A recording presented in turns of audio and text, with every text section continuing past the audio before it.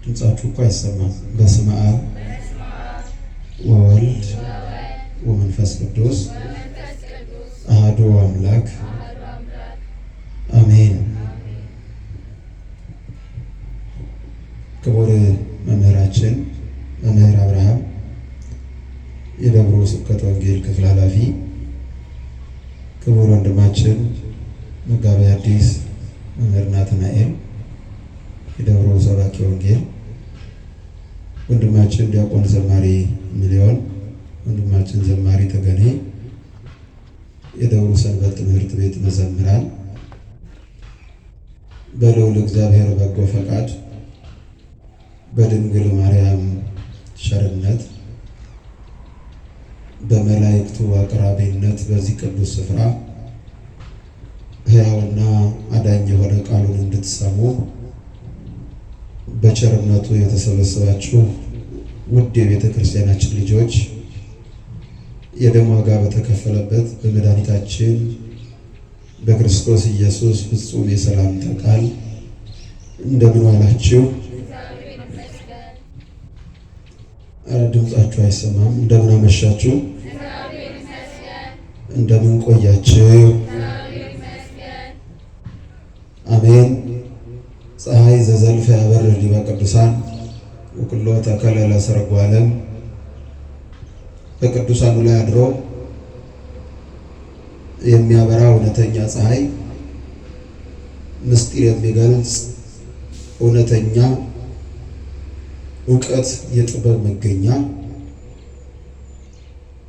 ሰማይን በከዋክብት በፀሐይ በጨረቃ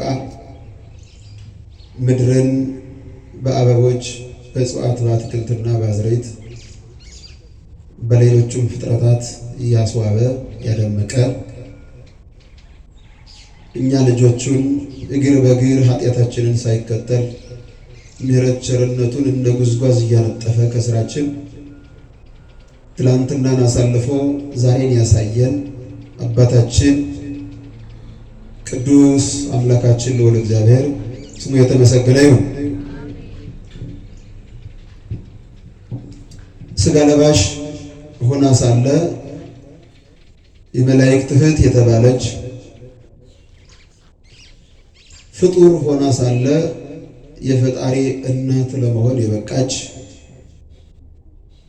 እናታችን ቅድስተ ቅዱሳን ድንግል ማርያም ከፈጣሪ በታች ከፍጡራን በላይ የተለየ ክብር አላትና ከኛ ከልጆቿ ክብርና ምስጋና ለስሟ ይሁን።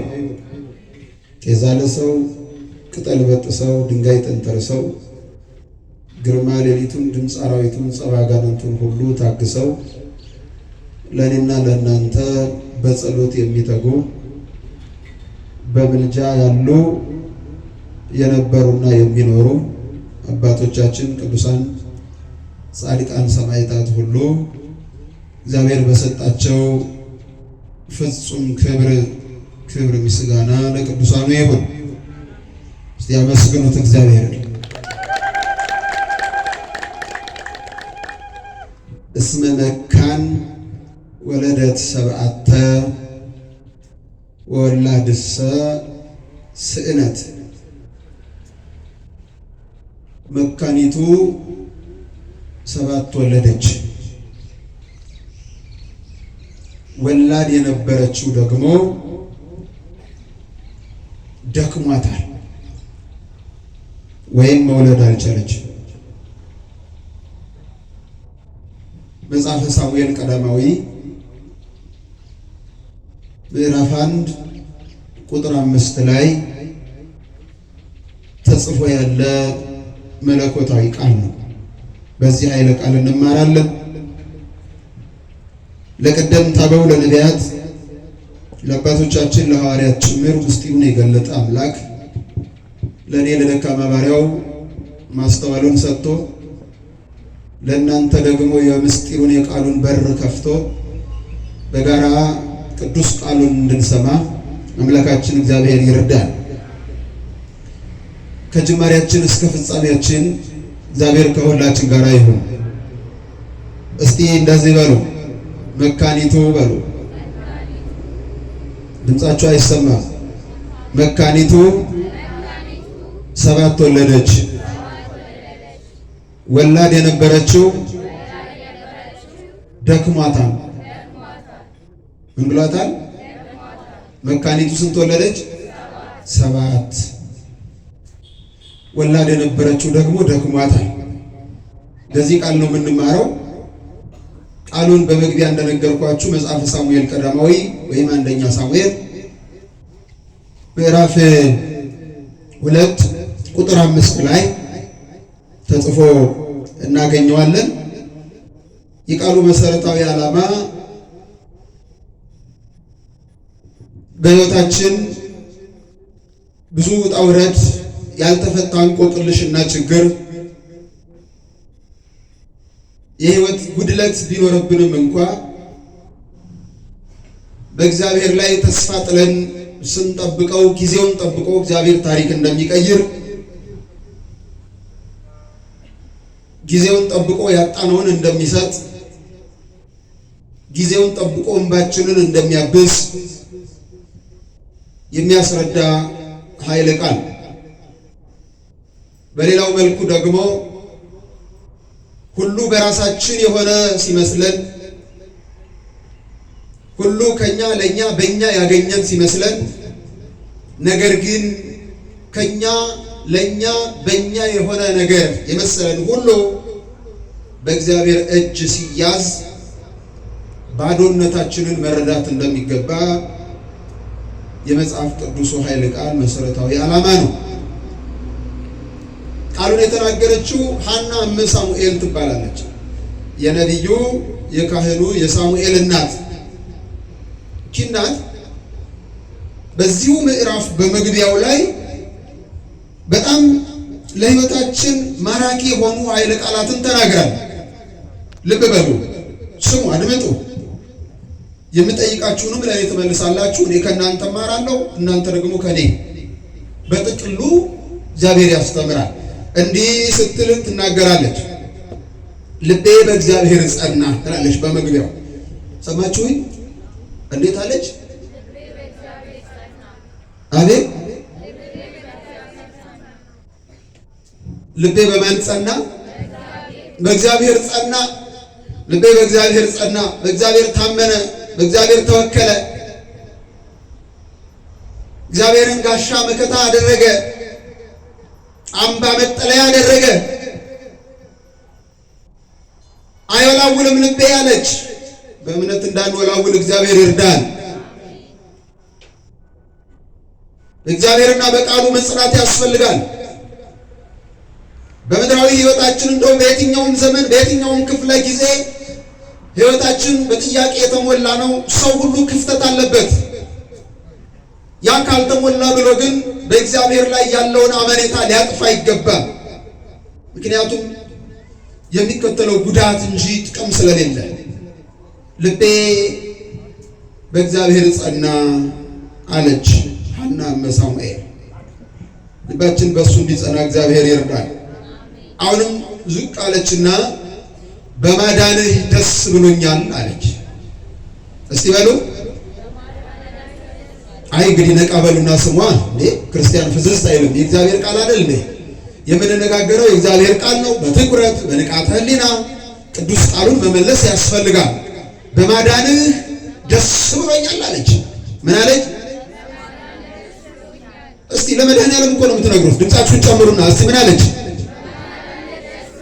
በማዳንህ ምን ብሎኛል?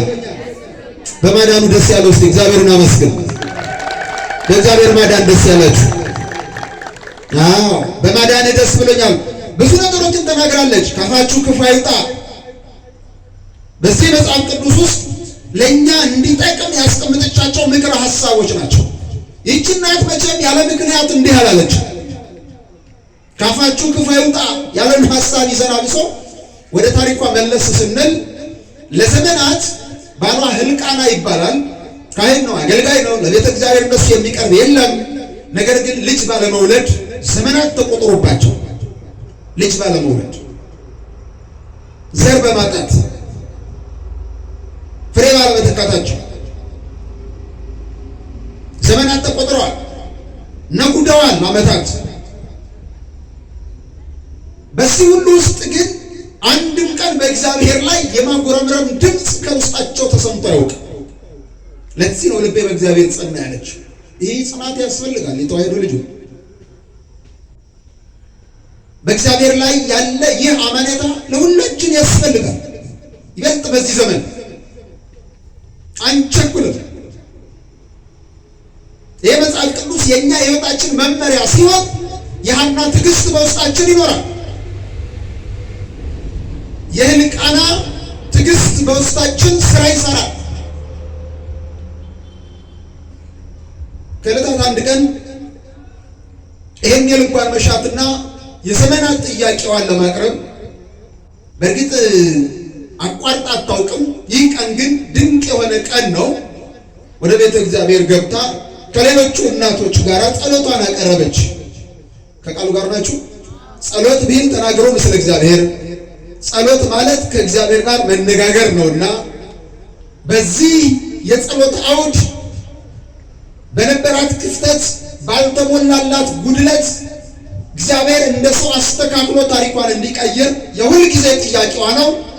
የዚች የአንድ ቀኗ ግን ሪከርድ የሰበረ ጸሎት። ትዕግስቷ ራሱ በመጽሐፍ ቅዱስ ውስጥ እንደሷ ታጋሽ አለ እንደ የሚያስብል ትዕግስት ተሞልታ እግዚአብሔር ፊት ቆመች።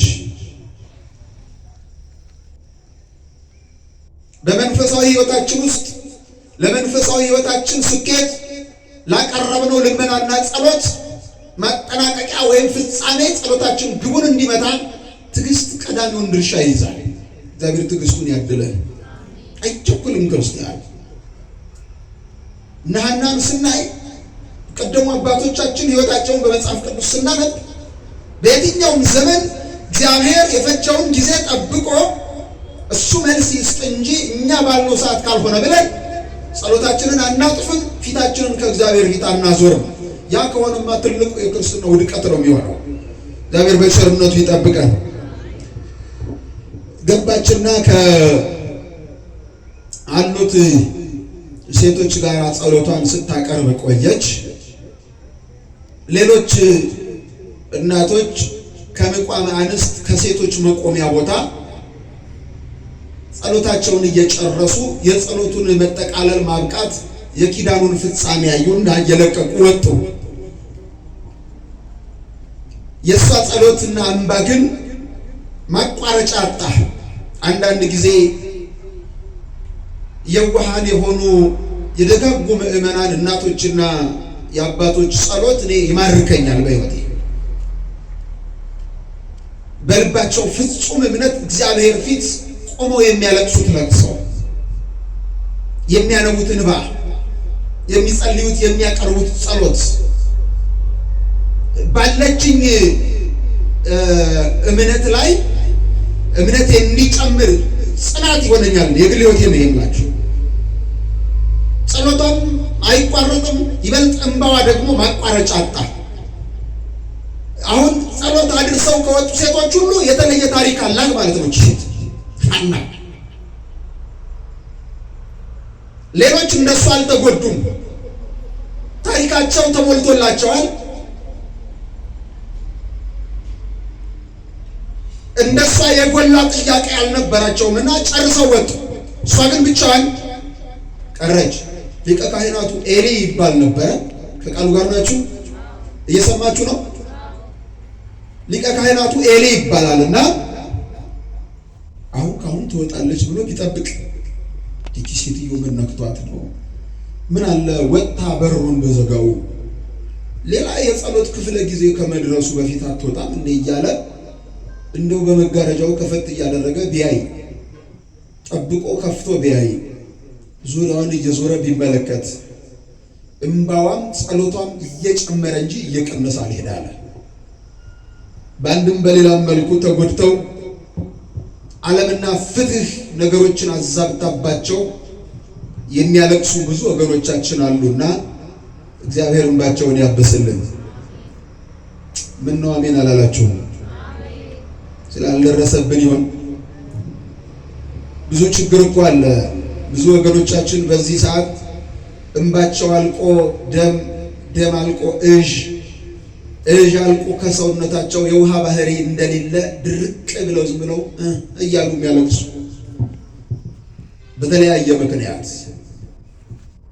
አሁን መታገስ አቃተው ኤሊ። በጣም ችኩል ቄስ ነው።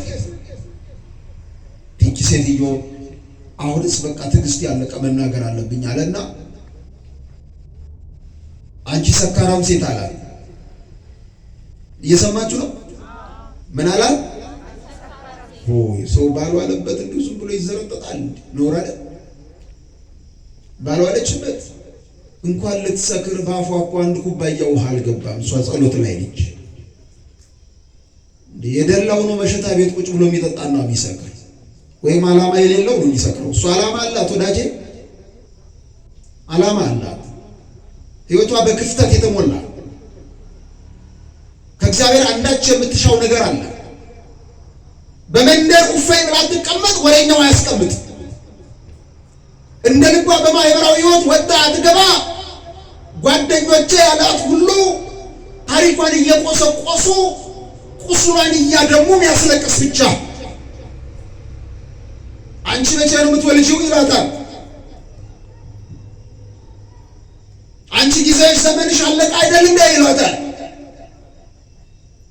አይገባም። ይበልጥ የሰው ልጆች ታሪካቸውን ካወቅን ገና ለገና አማረል ወይም ለነሱ አሰብን ብለን ስንት ልበ ደካማ አለ፣ ስስ ብልት ያለው ዝም ብሎ ትንሽ አማርኛ ብቻ የሚበቃው ለማኩረፍና ለማልቀስ ደካማ ነው። ሐና መንደር ውስጥ የተቸገረችበት ነገር ቢኖር ይሄ አንዳንድ ዓላማ የሌላቸው ሴቶች ምንጣፍ ላይ ወድቀው እግዚአብሔር በዘር ባርኳቸው ልጅ ወልደው ስለሳሙ ብቻ ልጅ መውለዳቸው በራሳቸው ምንጣፍ ላይ መውደቅ የመሰላቸው ሴቶች ሺ በቅሎ ቢወልዷት እንጂ አትወልድ እያሉ የሐናን ሕይወት ያደናል። ኮለምን ምን ሲባል የሰው ልጅ ሲጀመር ከእምነት ውጪ ሲወጣ ነው እንደዚህ አይነት ፍርድ ሰው ላይ የሚፈርደው። ማነው በራሱ ፈቃድና በራሱ ስሜት አልጋ ላይ ስለወደቀ ልጅ ያቀፈ? አይሆንም እኮ። ወላድ ሰሰነት አለቻ። ወላድ የነበረችው ደከመች አለች። ይደክማል። እግዚአብሔር አይሆንም ካለ አይሆንም ነው። ማንም ምንጣፍ ላይ ስለወደቀ ልጅ ወልዶ አይስምም። ለዚህም ነበረ ቅዱስ ዳዊት ልጆች የማን ስጦታ ናቸው ይለናል። ምነው ፈራችሁ? ልጆች የማን ስጦታ ናቸው? በቃ አማኝ በዚህ ልክ ነው የሚገልጠው ቃሉን የሚያምነው። የማን ስጦታ ናቸው? እግዚአብሔር የሰጠንን ነገር ደግሞ ተንከባክበን መልሶ እግዚአብሔርን የሚያውቅና የሚያስመሰግን አድርገን ማሳደግ እኛም ክርስቲያናዊ ግዴታ ነው። አንቺ ሰካራም ሴት ያደረብሽ የጉሽ ጠጅ መቼ ነው የሚለቅሽ አላት። ካህኑ አባት ተብዬው ይመክረኛል፣ ያጽናናኛል፣ ያበረታኛል፣ የሃይማኖት አባቴ ነው ብላ ያቀረበችው አባት በዚህ ልክ ዝቅ በሚያደርግ የቃላት ገለጻ በነበራት የወጣ ማሳ ላይ ሌላ ኃይለ ቃል ሲወረወርባት ወጣረገችውና በትዕግስት ቆመች። እግዚአብሔር ትዕግስቱን ያድለን። ግርም የሚለኝ ካህኑ ኤሊ ሊኖረው የሚገባው ትዕግስት ሐና ጋር ነው ያለው። ሐና ጋር መበሳጨት የሚገባት ብስጭትና መወራጨት የሚገባት እንቅስቃሴ በተገላቢጦሽ ካህኑ ኤሊ ጋር ነው ያለው። ታሪኩ እንደዛ ነው የሚያስነግረው። ምንድነው እንዲያደርገሽ የምታለቅሽው? እባክሽ በሩን ልዘጋ ነው፣ ቶሎ በይ ጨርሽና ውጪ፣ ስካርም ከሆነ ከበሩ ውጭና ወደዛ አልቅሽ አለና ይህን ክፉ ቃል ተናገራት። እግዚአብሔር ከክፋት ይሰውራል። በትዕግስት በስክነት አዳመጠችው። አቤትኛ ብንሆን እንዲህ ያለውን ቄስ ልንፈተው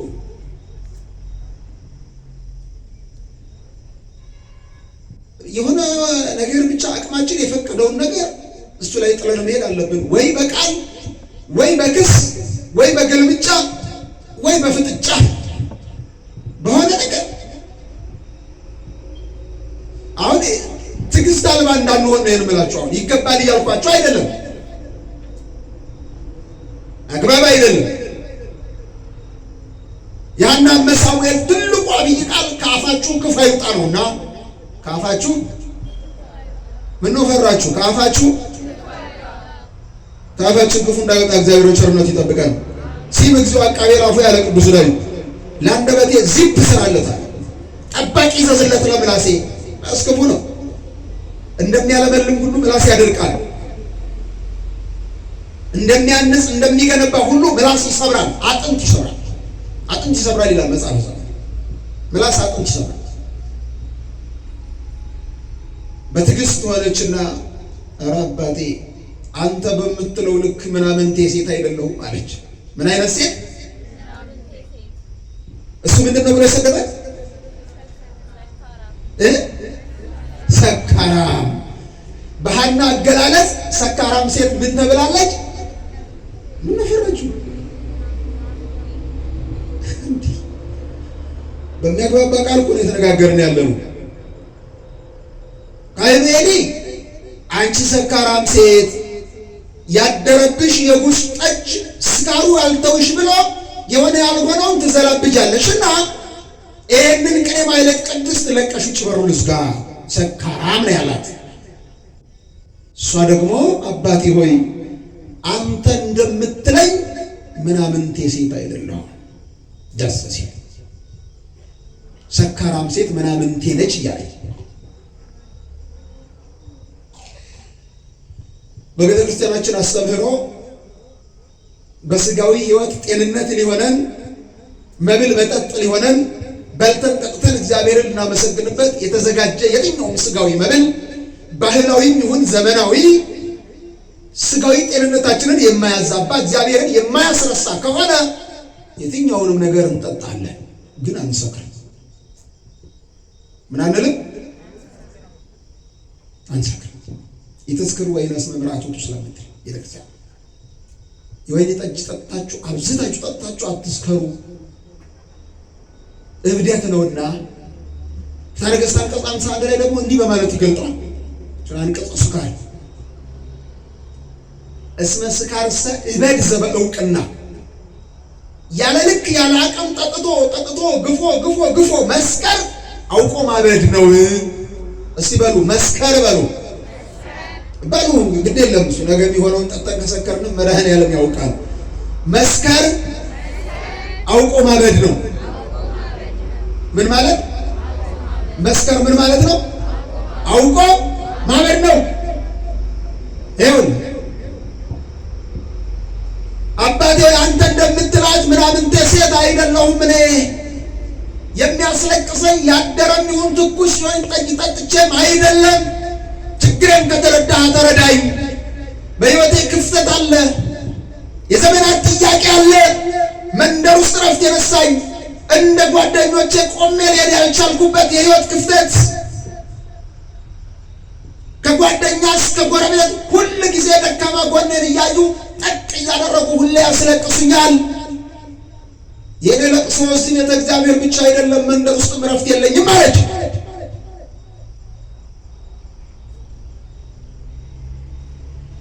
የምንናገረውን ቃላት መርጠን የሰዎችን የህይወት ምዕራፍ ውሎ የህይወት ጉዞ ተረድተን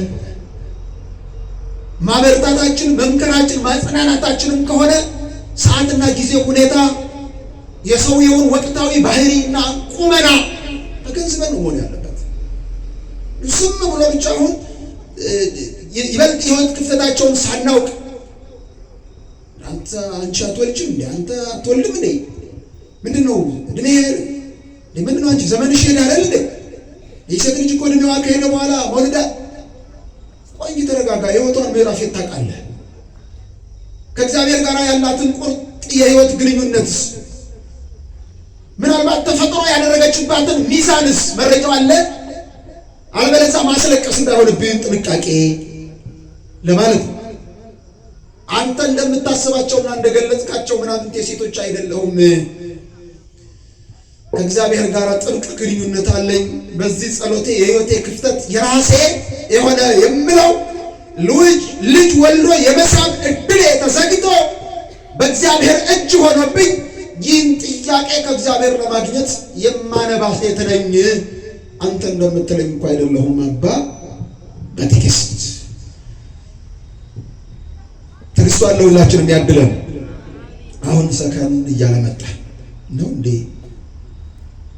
እንደዚህ እስከሆነ ልመርቅሽ አለ። ምን ልበልሽ? አዎ አባት የሚያምርበት እንደዛ ሲሆን ነው እንጂ ሰው ዝም ብሎ ሲዘረጠጥ አይደለም። እንደዛማ ከሆነ ልመርቅሽ፣ እግዚአብሔር ልመናሽን ይስማ አላት። እግዚአብሔር ልመናችሁን ይስማችሁ። ሲልመናዬን ስማኝ በሉና መስግኑት እግዚአብሔር። ጥያቄ የላችሁም? እግዚአብሔር ፊት አላችሁ የላችሁ? እስቲ ጥያቄ ያላችሁ እጃችሁን አሳዩ። እግዚአብሔር ፊት ጥያቄ ያለ የምትሉ እንዴት ጁማ ያወጣል? ጎበዝ። ጥሩ ነው። ምድራዊ ገነት ላይ ነው የምትኖሩት። እስቲ እግዚአብሔርን አመስግኑት። ለጥያቄያችን መልስ ሰጪ እሱ ስለሆነ እግዚአብሔር ሐሳብሽን ይሙላልሽ። በተናገርኩ ይቅርታ አድርጊልኝ። ለዛሬው በሰላም ግቢ ብሏት ወደ ቤቷ ገባች። የኤሊ ምርቃትን ብቻ ሳይሆን የእሷ የልብ ምኞቷና ያልተቋረጠ እንባዋ እግዚአብሔር ፊት ተሰምቶ ሳሙኤል የተባለው ልጅ ጸነሰች። እግዚአብሔር ይመስገን። ያልወለዱ ወገኖቻችንን ሁሉ እግዚአብሔር በዘር ይባርክልን። ሳሙኤል ማለት የስሙ ትርጉም እግዚአብሔር ሰማኝ ማለት ነው። ማን ሰማኝ? ማን ማለት? ደስ አይልም? ስሙ ደስ ይላል። አዎ ልክ በጸሎቷ ትጋት እግዚአብሔር ደግሞ ከልብ የጸለዩትን ጸሎት እንዴት ተቀብሎ ምኞት እንደሚያሳካ የሚገልጥ ስም።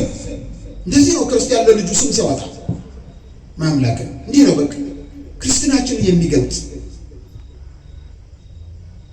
ሃይማኖታችንን የሚገልጥ የቅዱሳኑን ክብር፣ የእግዚአብሔርን ዘላለማዊነት፣ የእግዚአብሔርን ለጋስነት፣ ሰጭነት የሚገልጥ ስም። የምን አሸብር ነው? የምን አንበርብር? ክርስትናችንን አይገልጥ። ሲጀመር በ40 እና በ80 ቀን የሚሰጠን ስም የዘላለም ስማችን ስንጠራበት እንድንኖር ነው ቤተ ክርስቲያን ስሙን የምትሰጠን። ሳሙኤል አለችው። ማን አለችው? ሳሙኤል።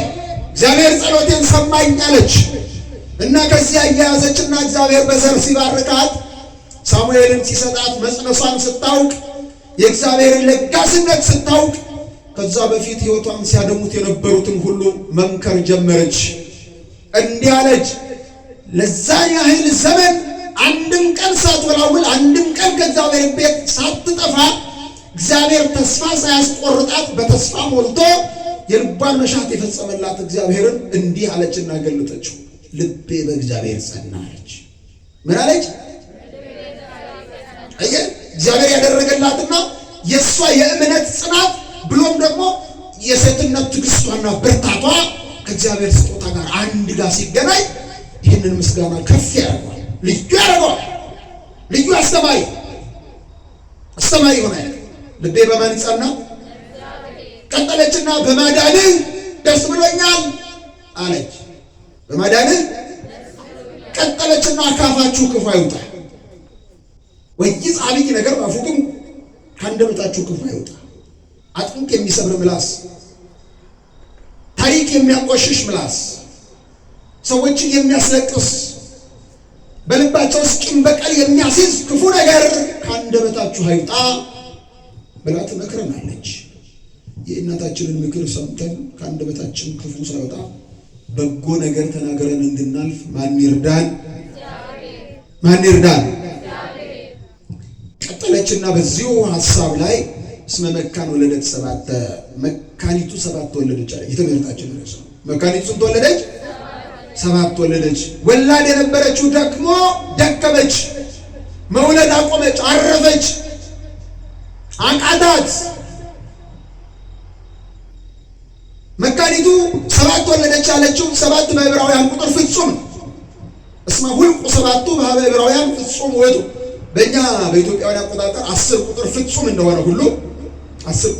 እንደሆነ ሁሉ በዕብራውያንም 7 ማለት ሙሉ ቁጥር ማለት ነው። ሙሉ ቁጥር ፍጹም የሚለው ምናልባት ላያግባባ ይችላል። ሙሉ ቁጥር እና በሳይንሱም ስንማር እኮ በሂሳብ ደረጃ ሙሉ ቁጥር የሚባለው 7 ወለደች ማለት ፍጹም ማለት ነው። ሙሉ ማለት ነው። ሙሉ የሆነ ልጅ ስለሰጣት ሳሙኤል ነው ልጇ። ገና ከብላቴናነቱ ወስዳ በስንት ጸሎት በስንት ስግደት ሰዎች ሕይወቷን እያደሙ ካህኑ ኤሊ ሳይቀር ሰካራም እያለ ሕይወቷን እያደማ ያገኘችውን ልጅ ወሰደችና ለራሱ ለካህኑ ለኤሊ አባቴ የዛሬ ዓመት ይሄንን የመሰለ ዘር አገኛለሁ ብዬ ቤተ እግዚአብሔር ያንን ያክል ሳለቅስ ታሪኬን ሳትረዳ ሰካራም ብለህ ሰደብከኝ።